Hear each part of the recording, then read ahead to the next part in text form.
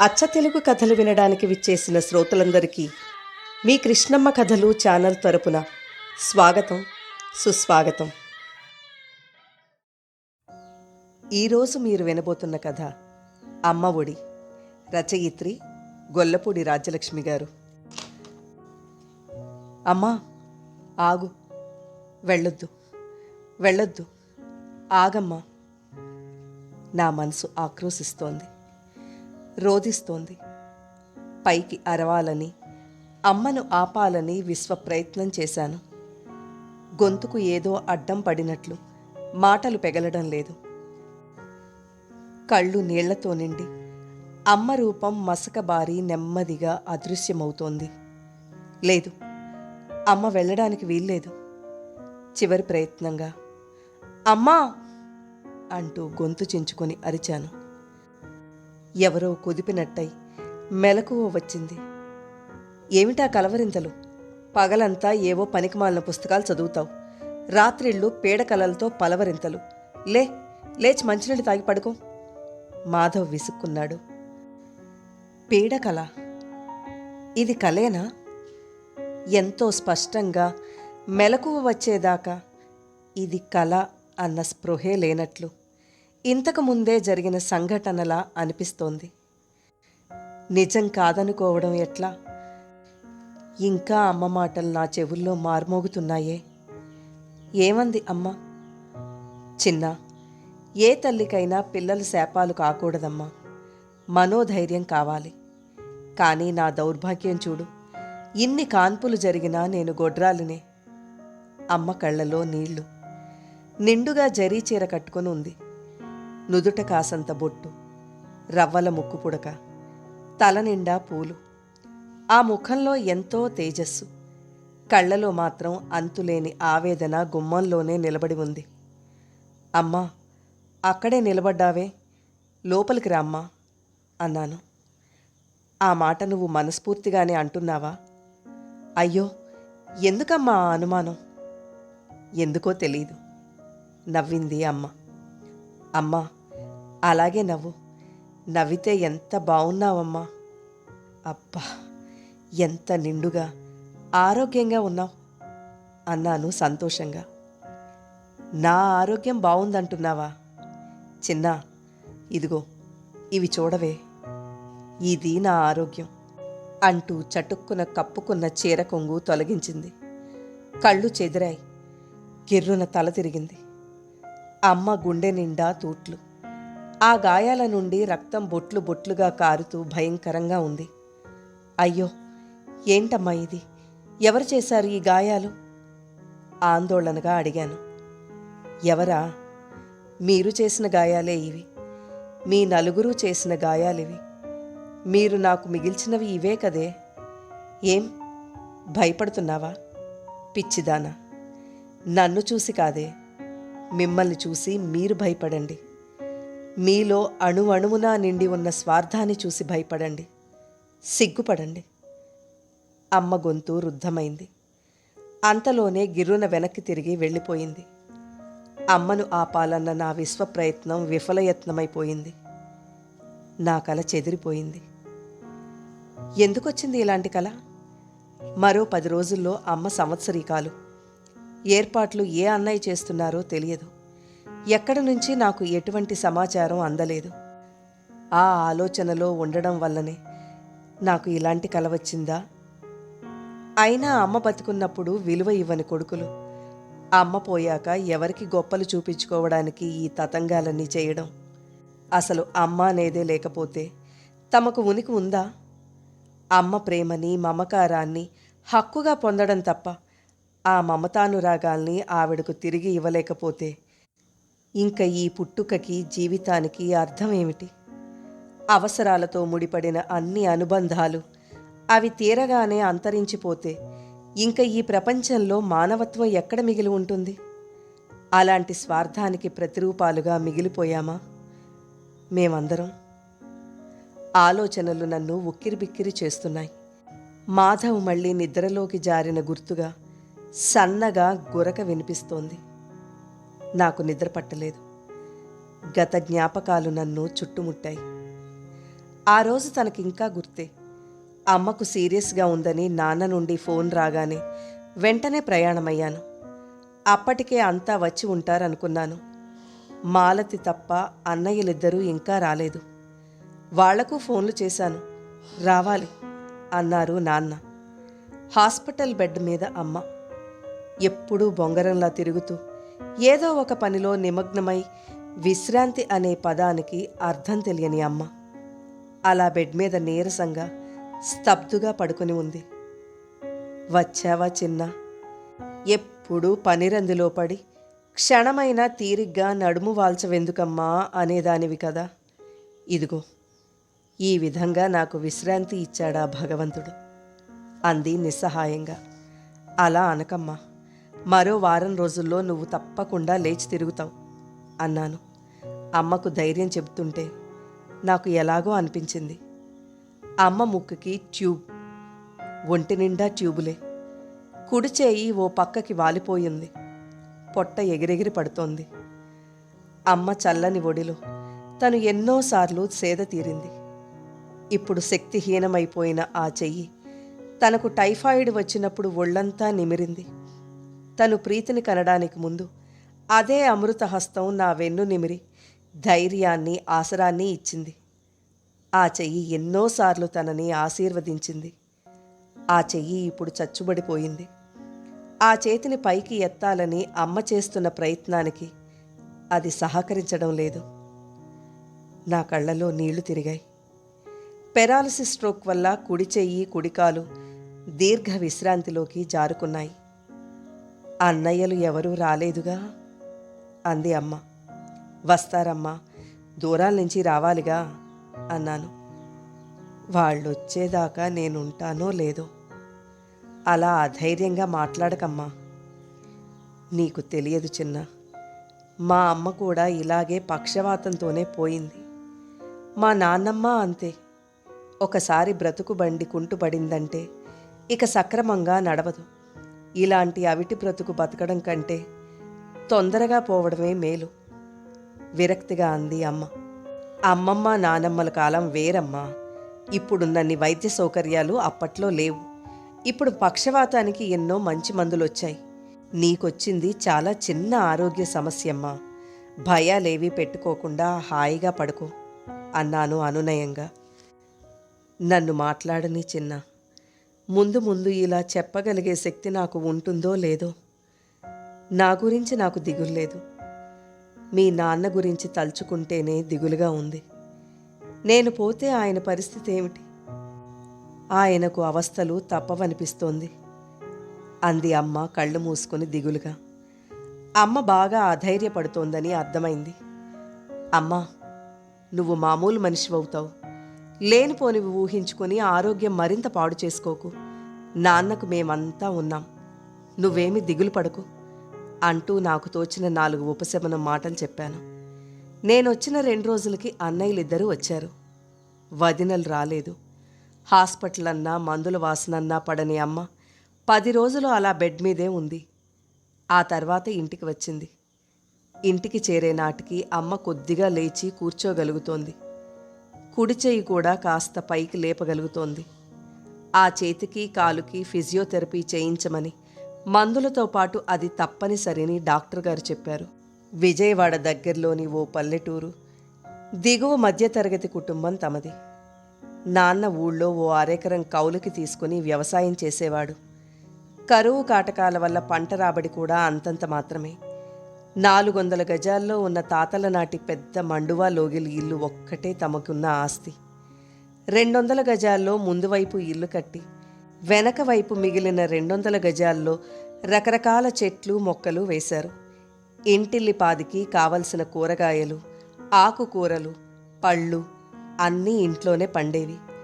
మొన్నటి వరకు అతి సామాన్య ధరలున్న తమ పల్లె భూముల రేట్లు విజయవాడలో రాజధాని అవుతోందన్న మాటలతో తారాస్థాయికి చేరుకున్నాయి. భూముల ధరలు బాగా పెరగడంతో ఊళ్ళో ఉన్న ఇల్లు అమ్మి వచ్చిన డబ్బు ఇద్దరికీ చెరిసగం ఇవ్వమని, సిటీలో మంచి ఫ్లాటో ఇల్లో కొనుక్కుంటామని అమ్మా నాన్నల మీద ఈ మధ్య అన్నయ్యలిద్దరూ తరచూ ఒత్తిడి తెస్తున్నారు. అన్నయ్యలు, వదినలు స్వార్థబుద్ధి తెలిసిన అమ్మా నాన్నలు ఉన్న ఆ ఒక్క ఆధారం పోతే నిలువ నీడ ఉండదని గ్రహించి అలాంటి ఆలోచన మానుకోమని వాళ్లకు నచ్చజెబుతున్నారు. ఈ విషయాలన్నీ ఈ మధ్యనే నాకు తెలిసాయి. అమ్మకి ఆమె తల్లిదండ్రులు ఏ ముహూర్తాన భూదేవి అని పేరు పెట్టారో గాని నిజంగా భూదేవికున్నంత సహనము ఓర్పు అమ్మకి ఉండేవి. నాన్నకొచ్చే అంతంత మాత్రపు రాబడితో నలుగురు పిల్లల అవసరాలు అమ్మ కాదనకుండా తీరుస్తూ ఏనాడు దేనికి లోటు రానియకుండా సంసారం ఎలా ఈడ్చుకొచ్చిందో ఇప్పటికీ తనకు అర్థం కాదు. ఆ చాకచక్యం, నేర్పు, పొదుపరితనం మా నలుగురు పిల్లల్లో ఎవరికీ ఆమె నుండి వారసత్వంగా రాలేదనే చెప్పాలి. నలుగురు పిల్లల్ని డిగ్రీ వరకు చదివించారు. మగపిల్లలకు ఉద్యోగాలొచ్చాక ఆడపిల్లలకు డిగ్రీ పూర్తి కాగానే అప్పో సొప్పో చేసి పెళ్ళిళ్ళు చేశారు. పెద్దన్నయ్య ప్రకాశం తాడేపల్లిగూడెం బ్యాంకులో క్లర్కు. అతనికి 3 కూతుళ్లే. దాంతో లోకంలో భారమంతా తన నెత్తినే ఉన్నట్టు కష్టాల కొలిమిలో మగ్గిపోతున్నట్టు కనిపిస్తాడు. 2 పిల్లలతో ఆపక 3వ కాన్పెందుకు అని అడిగితే మగపిల్లాడి కోసం అన్నాడు. చివరికి అన్నయ్య కోరిక తీరనే లేదు.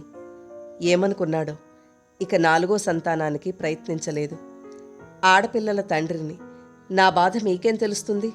వాళ్లకు చదువు, సంధ్యలు, కట్నాలు, కానుకలు, పురుళ్ళు, పుణ్యాలు ఎంత ఖర్చో అంటూ మాటకు ముందు ప్రతిసారి వాపోతూ ఉంటాడు. 2వ అన్నయ్య సత్యం హైదరాబాదులో చిన్న ప్రైవేట్ కంపెనీలో ఉద్యోగం. పెళ్ళాంచాటు మనిషి. ఏ విషయానికైనా నా భార్య ఎంతో సమర్థురాలు, అన్నీ ఆవిడే చూసుకుంటుంది, అందుకే నేనేం పట్టించుకోను అంటూ ఉంటాడు గొప్పగా. ఆఖరికి తన అమ్మా నాన్నల విషయంలో కూడా నిర్ణయాలు పెళ్ళానికే వదిలేసి నిస్సిగ్గుగా ఉన్నాడు. సత్యం అన్నయ్య తర్వాత తను. డిగ్రీ పూర్తి కాగానే మాధవ్తో తన పెళ్లి జరిగింది. మాధవ్ తల్లి చిన్నతనంలోనే గతించింది. తమ పెళ్ళైన కొద్ది రోజులకే ఆయన తండ్రి కూడా క్యాన్సర్తో చనిపోయారు. చేస్తున్న ఉద్యోగం మానేసి తన బట్టల వ్యాపారం చూసుకోమని పోయే ముందు మాధవ్ దగ్గర మాట తీసుకున్నారు. తండ్రికిచ్చిన మాట కోసం మాధవ్ ఉద్యోగం వదులుకొని బట్టల వ్యాపారం చేపట్టాడు. వ్యాపార అనుభవం లేకపోవడంతో 2-3 ఏళ్లకే భారీ నష్టాలొచ్చాయి. చివరి దశలో ఆ వ్యాపారం నిలబెట్టుకోవడానికి ఎన్నో అప్పులు చేసినా పరిస్థితి మారలేదు. ఇప్పటికీ అరకొర వ్యాపారం, తలనిండా అప్పులతో సతమతమయ్యే జీవితమే తమది. అందరిలోకి ఆఖరి చెల్లెలు మాలతి భర్తకు విశాఖపట్నంలో ఉద్యోగం. అక్కడే ఉమ్మడి కుటుంబం. అత్త, మామ, పెళ్లి కావలసిన ఆడబడుచు అంతా కలిసే ఉంటారు. అత్తగారి ఆరళ్ళు మాలతికి ఎక్కువే. భర్త కూడా కోపిష్టి. తల్లి నుండి సంక్రమించిన సంస్కారం, ఓర్పుతో ఎలాగో కాపురాన్ని నెట్టుకొస్తోంది మాలతి. హాస్పిటల్ నుంచి ఇంటికి తీసుకొచ్చిన 4 రోజులకు అమ్మ కాస్త తేరుకుంది. మనిషి సాయంతో నిలబడగలుగుతోంది. అమ్మకిప్పుడు బాగానే ఉందిగా, నేను బయలుదేరతాను, ఇప్పుడు మా అవసరమేమీ లేదుగా అన్నాడు సత్యం అన్నయ్య. ప్రకాశం అన్నయ్యది అదే మాట. ఇన్నాళ్ళు మీ అమ్మ కాస్త ఓపిగ్గా ఉంది కాబట్టి అన్నీ సజావుగా జరిగిపోయాయి. ఇక మీదటే కష్టం. చూశారుగా అమ్మ పరిస్థితి అన్నారు నాన్న. ఇట్లాంటప్పుడు నా భార్య ఉండి ఉంటే మంచి సలహా ఇచ్చుండేది అన్నాడు సత్యం అన్నయ్య. ఇందులో ఒకరి సలహా ఇవ్వడానికి ఏముందిరా? ఉద్యోగాలు, సంసారాలు వదులుకొని ఇక్కడ ఎన్నాళ్ళు ఉండగలం? వీళ్ళేమో ఇంత ఇల్లు, పొలం వదిలి మనతో రాలేరు. 4 డబ్బులు ఖర్చయినా సరే పర్వాలేదు, ఓ మంచి పని మనిషిని చూడు అన్నాడు ప్రకాశం అన్నయ్య.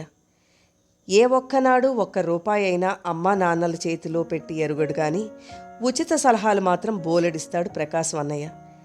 పని మనిషికి డబ్బులు ఖర్చు పెట్టగల స్థితిలో ఉన్నారా వాళ్ళిప్పుడు? అమ్మ హాస్పిటల్ ఖర్చే తడిసి మోపిడైంది. ఖర్చంతా నాన్నే భరించారు. అదేంటి నాన్న, మేమున్నాం కదా, నువ్వు ఖర్చు పెట్టడం ఏమిటి అనగలిగారా? అన్నదమ్ములిద్దరి నోటి నుంచి ఆ మాటే రాలేదు. లోపలే బాధపడ్డాను నేను. అన్నయ్యలిద్దరూ ఊళ్ళకెళ్ళిపోయారు. ఇదే కథ, ఇవే పాత్రలు, సంఘటనలు ఎన్నో కుటుంబాల్లో నిరంతరం జరుగుతూనే ఉన్నాయి. నా కుటుంబం, నా బిడ్డలు అనుకుంటూ పిల్లల్ని కని, పెంచి, పోషించి వాళ్ళు వృద్ధిలోకి రావడానికి ఎన్నో సర్దుబాట్లు చేసుకుంటూ బతుకులు ఈడ్చుకురావడం, చివరికి వాళ్ళు రెక్కలొచ్చి ఎగిరిపోవడం. ఆ పిల్లల్ని చూస్తూ భార్యాభర్తలిద్దరూ జంట పక్షుల్లా గూటిలో ఒంటరిగా మిగిలిపోవడం. మీద పడిన వృద్ధాప్యం, ఆత్మీయుల్లా అంటిపెట్టుకు తిరిగే అనారోగ్యం, ఎక్కడ మూలబడతామో అన్న భయంతో ఆసరా ఆదరణ కరువై కొందరు ఏ వృద్ధాశ్రమంలోనో చేరడం. చరిత్ర నిత్య నూతనంగా ఇలాగే సాగుతోంది. ఇప్పుడు ఈ అనుభవం మా అమ్మా నాన్నలు కూడా ఎదుర్కోబోతున్నారా? ఆవేదనతో కుమిలిపోయాను. ఎప్పుడొస్తున్నావు? ఇక్కడ మా అమ్మకు ఒంట్లో బాలేదు అంటూ మాలతి భర్త ఫోన్ల మీద ఫోన్లు చేస్తున్నాడు. దాంతో మాలతి కూడా వెళ్ళిపోయింది. ఇక మిగిలింది నేనొక్కదాన్నే. మాధవ్తో నాకు ఏ సమస్య లేదు. కానీ 4 ఏళ్ల కూతురు ప్రీతిని వదిలి వచ్చేసి ఇప్పటికే 20 రోజులైపోయింది. ఇక్కడ ఉండిపోనూ లేను, అమ్మను వదిలి వెళ్ళాలేను. అడకత్తెరలో పోకచెక్కలా ఉన్న నా పరిస్థితి చూసి, నాకు బాగానే ఉంది కదమ్మా, నాన్న తోడుగా ఉన్నారుగా, నా గురించి దిగులు పడకు, నువ్వు వెళ్ళు చిన్నా, అక్కడ మాధవ్ ఒక్కడే పిల్లతో ఇబ్బంది పడుతున్నాడు అంది అమ్మ. నాలో ఏదో అపరాధభావం, అమ్మ కంటే తన సంసారానికే ఎక్కువ ప్రాధాన్యతనివ్వాల్సి వస్తున్నందుకేనా నాలో ఈ అపరాధ భావన? ఎందుకీ ఫీలింగ్? అలాగని ఎన్నాళ్ళు ఇక్కడ ఉండిపోగలను? మరో 10 రోజులకైనా వెళ్లాల్సిందేగా. అమ్మకు 100 జాగ్రత్తలు చెప్పి భారమంతా నాన్న మీదే వేసి తిరుగు ప్రయాణమయ్యాను. ఫోన్ల ద్వారా అమ్మ ఆరోగ్యం గురించి తెలుసుకోవడం, అంతా బాగానే ఉంది అన్న వార్త విని తృప్తిపడడం కాలగమనంలో జరుగుతూ వచ్చింది. 6 నెలల తర్వాత అమ్మకు మళ్ళీ సీరియస్గా ఉందని కబురు వచ్చింది. ఏమైంది? మళ్ళీ ఏమైంది? ఆదుర్ద, ఆందోళన. ఈ 6 నెలలలో అమ్మ ఆరోగ్యం మెరుగుపడినట్లే పడి మళ్ళీ సడన్గా ఒక 20 రోజుల నుండి క్షీణించింది. దాంతో మాటలో స్పష్టత పోయింది. కదలలేక నిస్సహాయంగా మంచానికి అంటుకుపోయింది. అక్కడికి వెళ్ళాకే ఈ విషయం తెలిసింది. అమ్మ ఏదో చెప్పాలని ప్రయత్నిస్తోంది, ఏమీ చెప్పలేకపోయింది. అమ్మ కళ్ళలో నీళ్లు సుళ్ళు తిరిగి ధారాపాతంగా కారుతున్నా తను తుడుచుకోలేని నిస్సహాయత అమ్మ ముఖంలో ప్రతిఫలిస్తోంది. ఎందుకిలా అయింది? మీరు చెప్పిన మందులన్నీ అమ్మ సక్రమంగానే వాడుతూనే ఉంది అని డాక్టర్ని అడిగితే, ఆవిడ ఏదో విషయంలో మనస్తాపం చెందుతున్నారు. ఆవిడ మనోవేదన ఏమిటో ముందు మీరు తెలుసుకోవాలి. మీకు తెలుసుగా, మనోవ్యాధికి మందు లేదు అన్నాడు డాక్టర్. అమ్మ మనసులోని బెంగ ఏమిటో నాకు తెలుసు. కానీ ఏం చేయగలను? నాన్న వయోభారానికి తోడు దిగులు విచారాల వల్ల హై బీపీ, షుగరు వచ్చేశాయి. అమ్మ అనారోగ్యంతో నాన్న మానసికంగా బాగా కృంగిపోయారు. జబ్బు పడి లేచిన మనిషిలా ఉన్నారాయన. అమ్మ ఆరోగ్యంగా ఉన్నన్నాళ్ళు మీరిద్దరూ ఈ ఊళ్ళో ఉన్నదారి వేరు. ఇప్పుడింక మీరు అన్నయ్యల దగ్గరికి ఉండడం మంచిది నాన్న అన్నాను. అవును అంటూ తల తాటించారాయన. అన్నయ్యలకు ఫోన్ చేసి 4 రోజులు గడిచింది. అయినా వాళ్ళ జాడలేదు. తన అత్తగారికి కూడా ఒంట్లో బాగుండడం లేదని, వీలు చూసుకుని వస్తానని మాలతి ఫోన్ చేసింది. హాస్పిటల్లో బెడ్ దగ్గర తనొక్కతే ఉండడం గమనించిన నర్స్, ఈమెకు నువ్వొక్కతవే బిడ్డవా అని అడిగింది. ఇంకా ఉన్నారని చెప్పాను. ఏరమ్మా వాళ్ళంతా, తల్లి కంటే డ్యూటీలు ముఖ్యమా వాళ్ళకి అంది. ఏం చెప్తాను? మరో 2 రోజులకు సత్యం అన్నయ్య వచ్చాడు. వస్తూనే చాలా అసహనంగా ఉన్నాడు. ఆఫీస్లో ఇన్స్పెక్షన్ అవుతోంది. లీవ్ ఇవ్వడానికి మా బాస్ తెగ గొణిగాడు. ఎవరొచ్చినా ఇక్కడ చేసేదేముంటుంది కనుక ఆవిడ బాధ ఆవిడ పడాల్సిందే కదా. మనం చేయగలిగిందేముంది? ఊరికే పక్కన కూర్చోవడం తప్ప. నువ్వెలాగూ వచ్చావు, అమ్మకు తోడున్నావు. అందరం ఒక్కసారే కలిసికట్టుగా ఇక్కడ ఉండడం ఎందుకు? వచ్చే వారం ఆఫీస్లో హడావుడయ్యాక వద్దామనుకున్నాను. కానీ ఇక్కడి నుండి ఫోన్ల మీద ఫోన్లు వస్తుంటే ఇక తప్పక రావాల్సి వచ్చింది. అక్కడ చూడబోతే మీ వదినకు కూడా అస్సలు ఒంట్లో బాగుండట్లేదు అన్నాడు. నిర్ఘాంతపోయాను. అసలు వీడు అమ్మ రక్తం పంచుకు పుట్టిన బిడ్డేనా? అమ్మ పరిస్థితి చూశాక కూడా అనాల్సిన మాటలేనా ఇవి అనిపించి అసహ్యం వేసింది. ఇబ్బందులు, సమస్యలు అందరికీ ఉంటాయి. ఇప్పుడు అన్నింటికన్నా పెద్ద సమస్య అమ్మ పరిస్థితి. అమ్మని ఇలా ఒంటరిగా వదలడం మంచిది కాదంటున్నారు డాక్టర్ గారు అన్నాను తెచ్చిపెట్టుకున్న సహనంతో. నాన్న ఉన్నారుగా, ఒంటరిగా ఎక్కడుంది? ప్రస్తుతం అమ్మకు కావాల్సింది తనతో పాటు నాన్నకు కూడా ఓదార్పు, అండదండ కావాలి. నాన్నకెప్పుడో చెప్పాను మా దగ్గరకు వచ్చేయమని. ఓపిక ఉన్న నాళ్ళు ఇంత ఉడకేసుకుని తింటాం అంటూ భీష్మించుకుని ఇక్కడే ఉండిపోయారు. ఇందులో నా తప్పేమీ లేదు అన్నాడు నిష్ఠూరంగా. అప్పటి పరిస్థితి వేరు, ఇప్పటి పరిస్థితి వేరు. ఇప్పుడు పిల్లలు వాళ్ళకి దగ్గరగా ఉండడం అన్ని విధాలా మంచిది. ఇది అంత త్వరగా తేలే విషయం కాదులే. ప్రకాశం అన్నయ్యను కూడా రాని. చెప్పానుగా మీ వదినకు ఒంట్లో బాలేదని. వీళ్ళని తీసుకెళ్తే చాకరీ చేయడానికి దానికి ఓపిక ఉండొద్దు అన్నాడు సత్యం అన్నయ్య ఏమాత్రం మొహమాటం లేకుండా. మెల్లిగా తేల్చుకోవడానికి ఇదేమీ ఆస్తి పంపకాల వ్యవహారం కాదు. అయినా ప్రకాశం అన్నయ్య వచ్చినా ఇంకెవరు వచ్చినా ఇందులో తలలు బద్దలు కొట్టుకునేంత సమస్య ఏముంది? అమ్మా నాన్న మీ దగ్గర ఉండడం అనేది అతి సాధారణ విషయం అన్నాను కాస్త తీవ్రంగా. అని నువ్వంటే సరిపోతుందా? అయినా ఇంత వాదిస్తున్నావు. అమ్మ మీద అంత ప్రేమ ఉంటే నువ్వే తీసుకెళ్ళి చూసుకోవచ్చుగా. అమ్మ నీకు అమ్మే కదా అన్నాడు వ్యంగ్యంగా. ఎదురు చూడని ఈ దాడికి వెంటనే మాట్లాడలేకపోయాను. మా ఆర్థిక పరిస్థితి గుర్తొచ్చింది. పీకల్లోతు అప్పుల్లో కూరుకుపోయిన తాము వాటి నుండి బయటపడ్డానికి, డబ్బు కూడగట్టుకోవడానికి ఓ పూట తిని తినక గుట్టుగా రోజులు వెళ్ళబుచ్చుతున్నాం. అమ్మా నాన్నల్ని తీసుకెళ్తే వాళ్ల పోషణ తమకు శక్తికి మించిన భారమే. అది వీళ్లకు తెలియని విషయమేమీ కాదు. కానీ కావాలని తనను రెచ్చగొట్టాలని చూస్తున్నాడు అన్నయ్య. నేనా? అదెలా కుదురుతుంది అన్నాను అస్పష్టంగా. ఎందుకు కుదరదు? నీకా అత్తమామ లేరు. నువ్వేం చేసినా మాధవ్ కాదనడు. పైగా స్త్రీ పురుషులు సమానమే అంటూ కబుర్లు చెప్పావుగా. మమ్మల్ని కన్నట్టే అమ్మ నిన్ను మాలతిని కూడా కన్నది. అమ్మ విషయంలో మీకు మాత్రం బాధ్యత లేదా అన్నాడు. నిజమే, నువ్వన్నట్లు ఆడపిల్లలమైన వాళ్ళ బాధ్యత మా మీద ఉంది. అలాగే వాళ్ళ ఆస్తిలో హక్కు కూడా మాకు ఉంది. బాధ్యత గురించి ప్రశ్నిస్తున్నావే, ఆస్తిలో వాటా విషయానికి వచ్చేసరికి మా ఇద్దరాడపిల్లలం మీకు గుర్తుకురామా? ఆస్తి కావాలని అమ్మా నాన్నల్ని మీరిద్దరూ ఎందుకు వేధిస్తున్నారు? ఆస్తి విషయంలో మా హక్కుని ఒప్పుకోనప్పుడు ముందు నువ్వు అమ్మా నాన్నల పట్ల నీకున్న బాధ్యతల గురించి మాట్లాడు అన్నాను పదునుగా. చూసావా, బాధ్యత మీద పడుతుందనగానే తప్పించుకోవడానికి ఎలా సాకులు వెతుకుతున్నావో అన్నాడు వెటకారంగా. సాకు కాదు, నిజం మాట్లాడుతున్నాను. ఆ ఇల్లు నాన్న స్వార్జితం కాదు, మన తాతల నుండి సంక్రమించింది. ఆ ఇల్లు అమ్మాలంటే మీతో పాటు నేను మాలతి కూడా సంతకం పెట్టాలి, తెలుసా అన్నాను ఒళ్ళు మండి. ఓహో, బెదిరింపా? చూసావా నాన్న, లా పాయింట్లు ఎలా మాట్లాడుతోందో. తల్లి తల్లి అంటూ దీన్ని బాగా నెత్తికెక్కించుకున్నావు. ఇప్పుడు దాని అసలు నైజం రంగు బయట పెట్టింది.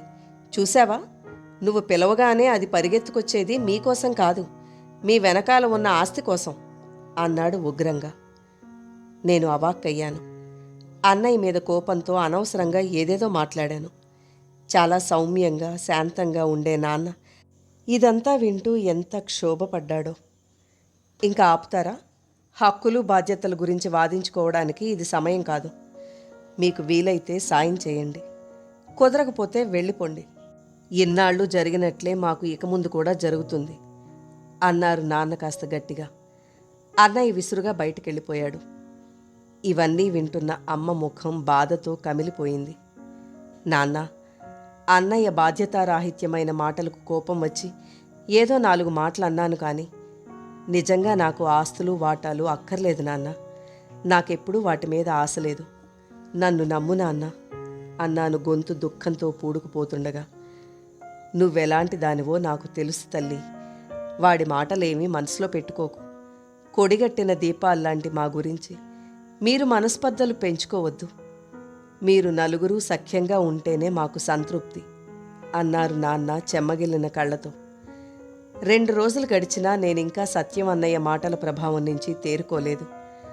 అంత నిర్మోహమాటంగా నిర్లజ్జగా అన్నయ్య మాట్లాడ్డాన్ని జీర్ణించుకోలేకపోయాను. ప్రకాశం అన్నయ్య వచ్చాడు. సత్యం అన్నయ్య జరిగిందంతా చెప్పినట్టున్నాడు. ఇద్దరూ ఏదో తర్జన భర్జనలో పడ్డారు. ప్రకాశం అన్నయ్య కూడా నాతో అంటీ ముట్టనట్టు ప్రవర్తించడం మొదలుపెట్టాడు. మాలతి కూడా వచ్చింది. వారం రోజుల తర్వాత కన్నబిడ్డలు కళ్ళెదుటే ఉండడం బాగా పనిచేసినట్లుంది. అమ్మలో ఇంప్రూవ్మెంట్ కనిపించింది. ఏం ఆలోచించుకున్నారు? చివరకు ప్రకాశం అన్నయ్య అమ్మా నాన్నల్ని తనింటికి తీసుకెళ్లడానికి ఒప్పుకున్నాడు. నేను మా ఊరికి తిరుగు ప్రయాణం అవుతుంటే, అప్పుడే వెళ్తావా అన్నట్లుగా చూసిందమ్మ. మళ్ళీ వస్తానమ్మా అన్నాను నమ్మకంగా. నాకు తెలుసు అన్నట్టుగా అమ్మ నా చేతి మీద తన చేత్తో తట్టింది. ఆ చేతిని పక్కన పెట్టి రావడానికి ఎంతో శక్తిని కూడదీసుకోవాల్సి వచ్చింది. ఎంతో చిరపరిచితమైన వాత్సల్యపూరితమైన ఆ చేతి స్పర్శకు కరడుగట్టిన నా మనసు చలించి దుఃఖం రాకమునిపే లేచి బయటకొచ్చేశాను. ఇంటికొచ్చినా మామూలు మనిషిని కాలేకపోయాను. ఏదో బాధ, దిగులు, ఎందుకిలా జరిగింది అన్న ఆవేదన. అయిన వాళ్లతో సత్సంబంధాలు చెరిగిపోవడంలో ఇంత ఆవేదన ఉందా? ఒకసారి మనసులోని వికారాలు బయటపడ్డాక తిరిగి అన్నయ్యలతో మామూలుగా ఉండడం నాకు సాధ్యం కాదు. అన్నయ్యల ఇంటి గడప తొక్కకూడదని అప్పుడే నిర్ణయించుకున్నాను. అలా ఉన్నావే? మాధవ్ ప్రశ్నించాడు. ఏం చెప్తాను? అన్నయ్య ఇలా అన్నాడని చెప్పనా? మాధవ్ ముందు నా పుట్టింటి వాళ్లను, అన్నయ్యలను కించపరచలేను. మౌనమే సమాధానమన్నట్లు ఊరుకున్నాను. రోజులు గడిచిపోతున్నాయి. నాన్న ద్వారా అమ్మ యోగక్షేమాలు తెలుస్తున్నాయి. కొన్నాళ్లు ప్రకాశం అన్నయ్య దగ్గర గడిపి సత్యం అన్నయ్య దగ్గరికి వెళ్ళినట్లు తెలిసింది. అమ్మ ఆరోగ్య పరిస్థితి అలాగే ఉందని, ఆవిడ సపర్యలకు ఒక మనిషి అవసరమని, అందుకు కోడలు సమర్థురాలు కాకపోవడంతో సాధ్యమైనంత వరకు అమ్మ పనులు తనే చూసుకుంటున్నానని నాన్న చెప్పేవారు. వీలు చూసుకుని ఓసారి వచ్చిపోమ్మని తరచూ అడిగేవారు. నాకు అమ్మ అనుక్షణం గుర్తొస్తూ చూడాలని ఎంతగానో అనిపించేది. కానీ ఉంటున్నది సత్యం అన్నయ్య ఇంట్లో. వాళ్ళింటికి తను వెళ్ళలేదు. ఏం చెయ్యాలి? ఎటూ తేల్చుకోలేక సతమతమయ్యాను. కానీ తేల్చుకోవాల్సిన సమయం చాలా తొందరగానే వచ్చింది. అమ్మ తిరిగిరాని లోకాలకు తరలిపోయిందనే వార్త నన్ను అంతులేని దుఃఖసాగరంలో ముంచేసింది. ఇప్పుడేం చేయాలి అన్న సంశయం. ఏమిటి ఆలోచన? మాధవ్ ఆశ్చర్యంగా అడిగాడు. ఏం చెప్పాలో అర్థం కాలేదు. త్వరగా తిములు, అక్కడ మన కోసం అందరూ ఎదురు చూస్తుంటారు. ఆఖరిసారి అమ్మను కనులారా తృప్తిగా చూసుకోవాలంటే మనం వీలైనంత తొందరగా బయలుదేరాలి అన్నాడు. ఆఖరి చూపు. అవును, అమ్మను ఆఖరిసారిగా చూసుకోవాలి. రోషపడడానికి, అభిజాత్యానికి ఇది సమయం కాదు. అన్ని సంశయాలు పక్కన పెట్టి కదిలాను. ప్రశాంతంగా పడుకుని ఉంది అమ్మ. దీర్ఘనిద్ర అంటే ఇదేగా. అరచినా, ఏడ్చినా, మొత్తుకున్నా వినిపించని నిద్ర. అంత్యక్రియలు యథావిధిగా జరిగాయి. అన్నయ్యలు నాతో చాలా ముభావంగా ఉన్నారు. మాలతి అమ్మ మాటల్ని, చేతల్ని గుర్తు చేసుకుంటూ నన్ను పట్టుకుని పొగిలి పొగిలి ఏడ్చింది. మొదటి నుండి మాలతి మెతకది. ఆ అన్నయ్యలు దాన్ని ఎంత చులకని చేసి మాట్లాడినా ఎదురు తిరగకుండా పోనీలే, అన్నయ్యలే కదా అని సర్దుకుపోతుంది. నేనలా కాదు. మాట అంటే పడను. ఊరుకో మాలతి, ఎంత ఏడ్చినా అమ్మ తిరిగొస్తుందా? ఒక విధంగా అమ్మ ఈ నరక బాధ నుండి విముక్తి పొంది సుఖపడిందనుకోవాలి. మనకింక అమ్మ ఓ జ్ఞాపకం మాత్రమే అన్నాను రుద్ధంగా. అవును, అమ్మ తిరిగి రాదు. మనందరి మీద అలిగి వెళ్ళిపోయింది. అక్క, నీకు తెలుసా, అమ్మ చివరి రోజుల్లో అన్నయ్యలిద్దరూ అమ్మను చూసుకునే విషయంలో గొడవ పడ్డారట. అమ్మకు సేవలు చేయడం, నాన్న అవసరాలు చూడడం తమ వల్ల కాదని వదినలు తెగేసి చెప్పారట. అందరూ కలిసి అమ్మ బాధ్యత పూర్తిగా నాన్న మీద వదిలేశారు. నాన్నకు బాగా ఓపిక తగ్గిపోయింది. అమ్మను నిరంతరం కనిపెట్టుకుని ఉండడం ఆయనకు శక్తికి మించిన పనైపోయింది. చనిపోయే ముందు అమ్మ సత్యం అన్నయ్య ఇంట్లో బాత్రూంలో జారిపడిందట. మెడ ఎముక విరిగి కదలలేని స్థితిలో ఉన్న అమ్మను నాన్న లేపలేక పక్కింటి వారి సహాయంతో పైకి లేపి హాస్పిటల్లో జాయిన్ చేశారట. ఆ సమయంలో అన్నయ్య, వదిన, పిల్లలు ఇంట్లో లేరట. సినిమాకెళ్ళారట. అప్పటికే వాళ్ల ప్రవర్తనతో విసిగిపోయిన నాన్న వాళ్లకు వెంటనే కబురు పంపలేదు. హాస్పిటల్లో చేర్చిన కొద్ది గంటలకే అమ్మ తుదిశ్వాస విడిచింది. చివరి క్షణాల్లో అమ్మ అందరూ ఉండి ఎవరూ లేని అనాథల అంటూ మాలతి రోదించసాగింది. నా చెవులను నేనే నమ్మలేకపోయాను. ఇంత జరిగిందా? నాన్న చెప్పలేదే తనకు? జరుగుతున్న పరిణామాలతో ఆయనకు పిల్లలందరిపైన నమ్మకం పోయిందా? మనసు మెలిపెట్టినట్లయింది. 12వ రోజు కార్యక్రమం తర్వాత తనింటికి వెళ్లే ముందు అమ్మ ఎంతో ఇష్టంగా ఎప్పుడూ కట్టుకునే ఒక నేత చీర మాత్రం తీసుకుని నగలు మాలతికి అన్నయ్యలకు వదిలేసి వచ్చాను. ఇంటికొచ్చినా మనసు ప్రశాంత పడలేదు. చాలా రోజుల నుంచి చూస్తున్నాను. ఎందుకలా ఉంటున్నావు? అన్నగారిళ్లకు వెళ్ళాక మీ అమ్మకు బాగుండడం లేదని తెలిసినా ఫోన్లు తప్ప చూడడానికి ఒక్కసారైనా వెళ్ళలేదు. మొన్న వెళ్ళినప్పుడు కూడా వాళ్లతో అంటీ ముట్టనట్లున్నావు. మీ మధ్య ఏదో జరిగింది, నాతో చెప్పకూడదా అని నిలదీశాడు మాధవ్. పొంగి పొరలి వస్తున్న దుఃఖాన్ని ఆపుకుంటూ అతడి ఒడిలో వాలి జరిగినదంతా చెప్పాను. చాలా తప్పు చేశావు. ముందుగా ఆవిడ నీకు తల్లి, ఆ తర్వాతే మిగతా వాళ్ళు. ఆనాడే అమ్మని నేను చూసుకుంటాను అని వాళ్లకు స్పష్టం చేయాల్సింది. అది చేయకుండా బలహీనమైన మానసిక స్థితిలో ఉన్న ఆవిడ ముందే ఏదో పంతానికి పోయి ఆస్తుల గురించి మాట్లాడడం ఏమిటి? అమ్మను చూసుకోవాల్సిన బాధ్యత పిల్లలుగా మీ అందరిది. మీ అమ్మను ఇక్కడికి తీసుకొస్తే పోషించే ఆర్థిక స్తోమత మనకు లేదని అనుకున్నావు, కానీ మనం తాగే గంజే వాళ్ళకి పోసేవాళ్ళం. ఆ సమయంలో వాళ్ళకు కావాల్సింది మానసిక బలాన్నిచ్చే ఓ అండ, అంతేగాని పంచభక్ష పరమాన్నాలు కాదు. అంతగా అయితే డిగ్రీ చదివావు కదా, నువ్వు కూడా ఏదో ఉద్యోగ ప్రయత్నం చేస్తే సరిపోయేది అన్నాడు మాధవ్ పదునుగా. నిజమే, ఎంత బాగా చెప్పాడు మాధవ్. తను ఎందుకలా ఆలోచించలేకపోయింది? ఇప్పుడనిపిస్తోంది, ఆడామగ సమానమేనని పైకంటున్నా ఎక్కడో మనసు మూలల్లో 2 మగపిల్లలుండగా ఆడపిల్లను నేనెందుకు వాళ్ళని చూడాలి అన్న భావన నాలో ఉందని. పైగా మాధవ్ లాంటి మంచి వ్యక్తికి రాక్షసుల్లాంటి అన్నయ్యల ప్రవర్తన గురించి చెప్పడానికి పుట్టింటి వాళ్ల పరువు కాపాడాలి, అన్నయ్యల గురించి చెడు చెప్పకూడదు అనే అర్థం లేని భేషజాలకు పోయాను. నా అపరాధానికి ప్రాయశ్చిత్తం లేదు. కరువు తీరా ఏడ్చాను. గతంలో నుండి బయటకొచ్చాను. అప్పుడే అమ్మ పోయి సంవత్సరం అవుతోంది. అప్పుడప్పుడు అమ్మ కలలో కనిపిస్తున్నా ఇంత బాధాకరంగా ఎప్పుడూ కనిపించలేదు. బహుశా నిన్న మాలతి ఫోన్లో చెప్పిన విషయం ఈ కల రావడానికి ప్రేరణ కావచ్చు. ఏమంది మాలతి? నాన్న ఆరోగ్యం అస్సలు బావుండడం లేదక్కా. దానికి తోడు అన్నయ్యల ప్రవర్తన మరీ ఘోరంగా ఉంది. ఊళ్ళో ఉన్న ఇల్లు అమ్మి తమ వాటాలు తమకిమ్మని ఒత్తిడి తెస్తున్నారట. పోనీ అలా చేస్తేనన్నా నాన్నను బాగా చూసుకుంటారా అంటే అదీ లేదు. నాన్నను ఓల్డేజ్ హోంలో జాయిన్ చేస్తారట అంది. అవునా? నాన్న నాకెప్పుడు ఇవన్నీ చెప్పలేదే అన్నాను ఆక్రోశంగా. అక్కా, నువ్వంటే నాన్నకు చాలా ఇష్టం. నువ్వు అచ్చు తన తల్లి పోలికలతో ఉన్నావని నీకు నాన్నమ్మ పేరే పెట్టి నీలో తన తల్లిని చూసుకుంటున్నాడు. మా అందరికంటే నిన్నే ఎక్కువ ముద్దు చేసేవాడు, గుర్తుందా? నిన్ను బాధ పెట్టడం ఇష్టం లేక నాన్న నీకు ఈ విషయం చెప్పుండడు. ఒక్కసారి వెళ్ళి నాన్నను చూసిరా అక్క. నిన్ను చూస్తే తన తల్లిని చూసినంత ఆనందపడిపోతాడాయన. అన్నయ్యలేదో అన్నారని వాళ్ల మీద కోపం నాన్న మీద చూపిస్తావా? నాన్న కంటికి కనపడకుండా ఆయనకు శిక్ష విధిస్తావా? ఆలోచించు అంది వేడుకోలుగా మాలతి. అవును, మాలతి మాటల్లో ఎంతో నిజముంది. నాన్నకు నేనంటే ప్రాణం. ఆలోచనల్లో మునిగిపోయిన నేను నిద్రలో ప్రీతి ఏదో కలవరిస్తుండటంతో ఉలికిపడ్డాను. చప్పున దాన్ని ఒళ్ళోకి తీసుకుని చెదిరిన చుట్టూ సవరించి, ప్రీతి మమ్మల్నిద్దరినీ కనిపెట్టుకుని ఉంటుందా?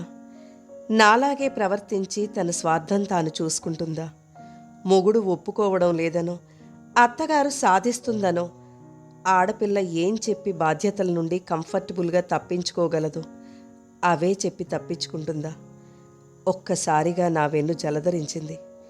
లేదు, అలా జరగదు, జరగనియ్యను. నాన్నను నా దగ్గరకు తీసుకొచ్చి కడదాకా నా దగ్గరే ఉంచుకొని తల్లిదండ్రుల విషయంలో ఆడపిల్లలైనా ఎలా ప్రవర్తించాలన్న విషయంలో నా కూతురికి ఆదర్శంగా నిలబడతాను. అమ్మ విషయంలో నేను చేసిన తప్పుకు ప్రాయశ్చిత్తంగా నాన్నను ప్రాణపదంగా చూసుకుంటాను. ప్రీతిని దిండు మీదకు జరిపి బీరువాలో భద్రంగా దాచుకున్న అమ్మ చీర తీసి మంచంపై దాన్ని పరిచి దానిమీద పడుకున్నాను. ఒకప్పుడు అమ్మ ఒంటి మీద మసలిన ఆ చీర అమ్మలా నన్ను తన ఒడిలోకి తీసుకుని సేద తీర్చింది. హాయైన అనుభూతి కలిగించింది. అమ్మా, నన్ను క్షమించు. అవివేకంతో అవకాశం వచ్చినా నిన్ను దూరం చేసుకుని చాలా తప్పు చేశాను. దానికి బదులుగా నీ ప్రాణానికి ప్రాణమైన నాన్నను నా ప్రాణంతో సమానంగా కన్న తల్లిలా చూసుకుంటాను. నీ మీద ఒట్టు. నాలో తన తల్లిని చూసుకునే నాన్నను పసిపిల్లాళ్లా చూసుకుంటూ అమ్మ ఒడి ఇచ్చే ఆసరా ఆలంబనను ఆయనకు మరోసారి చవి చూపిస్తాను అనుకున్నాను దృఢంగా. కథ నచ్చితే తప్పకుండా లైక్ చేయండి, మీ ఫ్రెండ్స్కి షేర్ చేయండి. అలాగే ఈ ఛానల్ని ఇంకా సబ్స్క్రైబ్ చేసుకోని వారు వెంటనే సబ్స్క్రైబ్ బటన్ నొక్కండి. నోటిఫికేషన్స్ కోసం బెల్ ఐకాన్ క్లిక్ చేయండి. కథలో మీకు నచ్చిన అంశాలను అలాగే మీ సలహాలను సూచనలను కామెంట్స్ రూపంలో తప్పక తెలియచేయండి. మరో మంచి కథతో నెక్స్ట్ వీడియోలో మళ్ళీ కలుద్దాం. అందాక బాయ్ ఫ్రెండ్స్.